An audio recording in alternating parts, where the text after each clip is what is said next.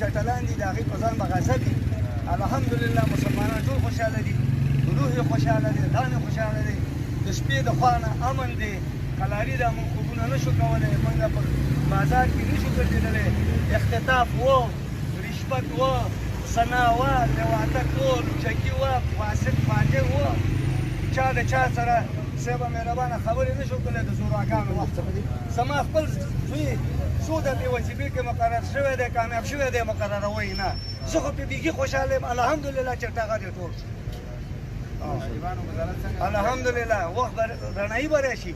اوس نوی وخت دی، موږ د طالبانو نه داسې ګیلمن نه یو چې یا کار مو نشته یا روزګار.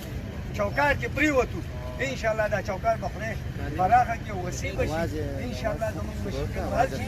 اوس زموږ د امن مشکل دی، اوس خوندیزي بنده ده، بمونه نشته، غلا نشته، اختطاف نشته، لوچکي نشته، شرابخوري نشته، تابلیتګاه ګولۍ دا شیونه به خرڅېدل دا نشته. الحمدلله د سپینې جامونه ډېر امن راوستی، ډېر امن راوستی.